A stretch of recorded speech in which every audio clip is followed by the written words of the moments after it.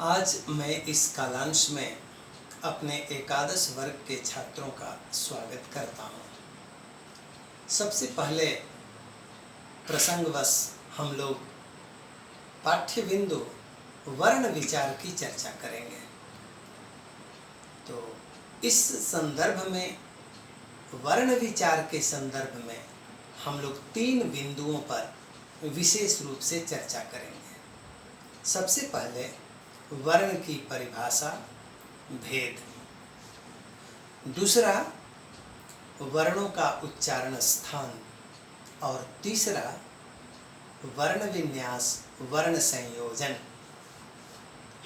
चूंकि यह पाठ्य बिंदु विगत कक्षाओं में भी पढ़ा और पढ़ाया गया है, इसलिए संक्षेप में सारगर्भित वाक्यों द्वारा मैं इसकी प्रस्तुति कर देना चाह रहा हूँ। सबसे पहले वर्ण परिभाषा। वर्ण मूल ध्वनि है जिसका खंड या टुकड़ा नहीं किया जा सकता। मूल ध्वनि से तात्पर्य ऐसी ध्वनि जिसका नाश नहीं होता। तो इसका नाश नहीं होता, इसलिए इसको अक्षर भी कहते हैं। नाक्षरम इति अक्षरम, जिसका नाश नहीं होता वो अक्षर है। तो वर्ण को अक्षर भी कहा जाता है।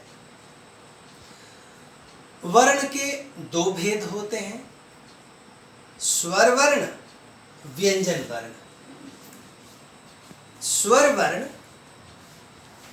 ऐसे वर्ण जिनका उच्चारण स्वयं हो। स्वयं राजन्ते इति स्वरः, ऐसा कहा भी गया है। इन स्वरों में अ, आ, ह्रस्वई, दीर्घई, ह्रस्वौ, दीर्घौ, ह्रस्वरी, दीर्घरी, रे, ए, ऐ, ओ, औ, ये 13 स्वर इसमें शामिल हैं। अंग अह को अयोगवाह कहते हैं। मैं बता दूं कि इन स्वरों में स्वरों का जो विभाजन किया जाता है वे स्वर 3 होते हैं, ह्रस्व स्वर, दीर्घ स्वर और प्लुत स्वर। ह्रस्व स्वर जिन स्वरों के उच्चारण में, जिन स्वर वर्णों के उच्चारण में एक मात्रा का काल लगे उसे ह्रस्व स्वर कहते हैं। उसे एकमात्रिक स्वर भी कहते हैं। यह केंद्रीय स्वर भी कहा जाता है। अ, ई, उ, री और री, ये 5 ह्रस्व स्वर हैं। दीर्घ स्वर जिन स्वरों के उच्चारण में 2 मात्रा का काल लगे उसे दीर्घ स्वर कहते हैं।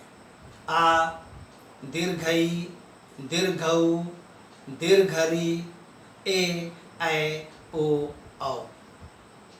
जबकि प्लुत स्वर में 3 मात्रा का काल लगता है, जैसे ओम।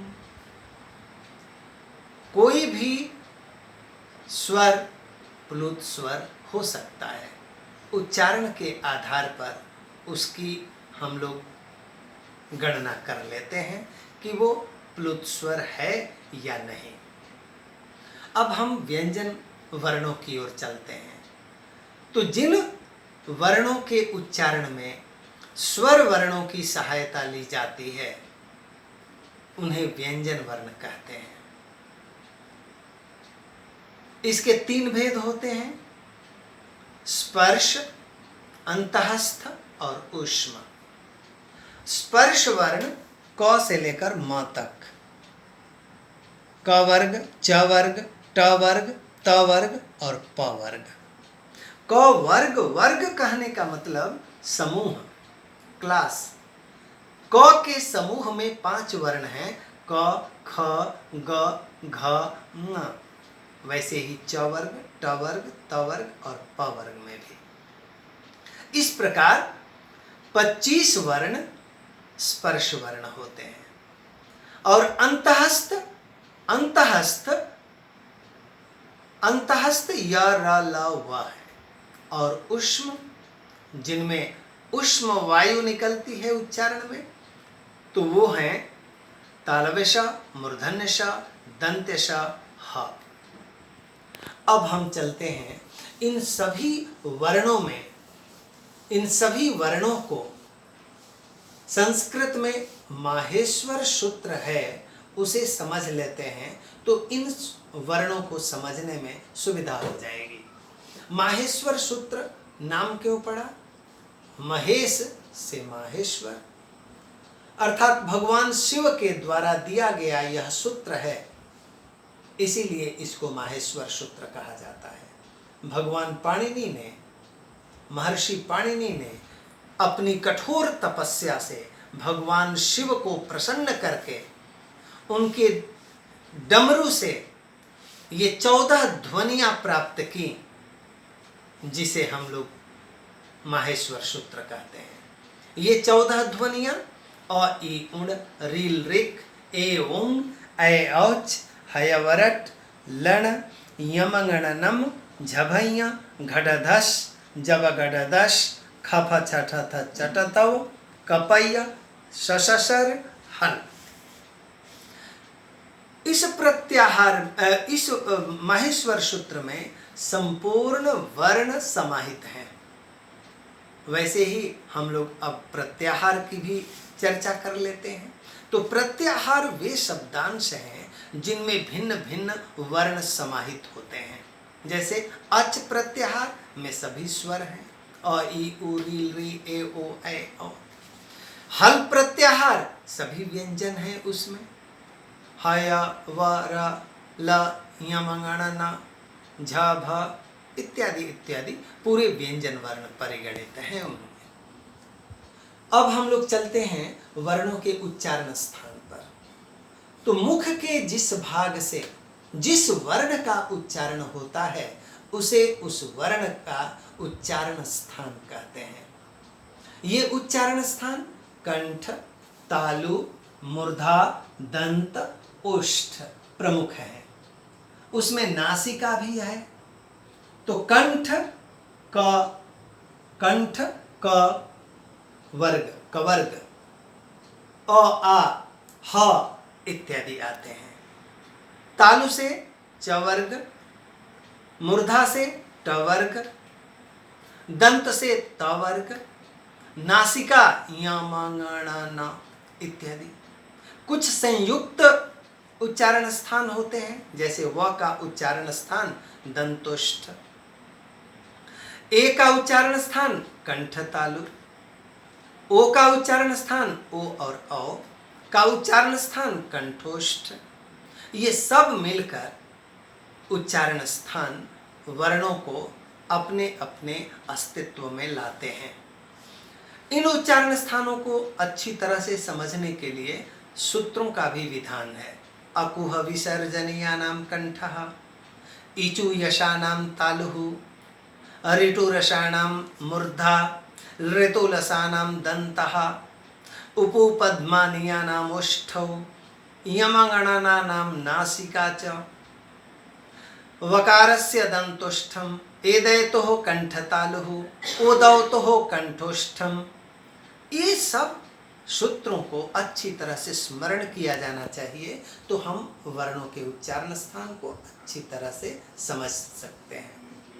अब प्रसंग से जो पाठ्य बिंदु है, जिसकी हम लोगों ने चर्चा आरंभ में ही की थी, वर्ण विन्यासः वर्ण संयोजनम च। वर्ण संयोजन अर्थात भिन्न भिन्न वर्णों को मिलाकर शब्द बनाना वर्ण संयोजन है।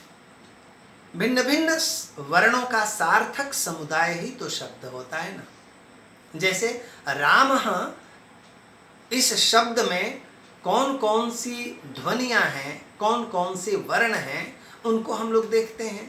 राम, उच्चारण के आधार पर हम लोगों को ध्वनियों को देखना चाहिए, न कि लिखित रूप में देखने मात्र से निर्णय नहीं लेना चाहिए। रामः, रहलंत, आ, महलंत अह रामः ऐसा बनता है।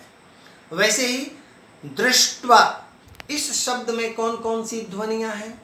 द हलंत जोड़ री, जोड़ मूर्धन्य श हलंत, जोड़ ट हलंत, जोड़ व हलंत, जोड़ आ, दृष्ट्वा। तो हम लोग जब भी इसका ध्यान करेंगे वर्ण विन्यास, वर्ण संयोजन का, तो विन्यास का वर्ण विन्यास, इसका मतलब कि एक शब्द में स्थित भिन्न भिन्न वर्णों को अलग अलग लिखना वर्ण विन्यास है। और वर्ण संयोजन भिन्न भिन्न वर्णों को मिलाकर शब्द बनाना वर्ण संयोजन है। तो हम लोग शब्द भिन्न भिन्न वर्णों से शब्द बनाएं और शब्द में स्थित वर्णों को अलग अलग लिखें। इस तरह के अभ्यास हम लोग निरंतर करते रहें। व्याकरण की पुस्तक इस संदर्भ में पठनीय है, देखना चाहिए, जहाँ से हम लोगों को ये प्रामाणिक ज्ञान प्राप्त हो सके। धन्यवाद।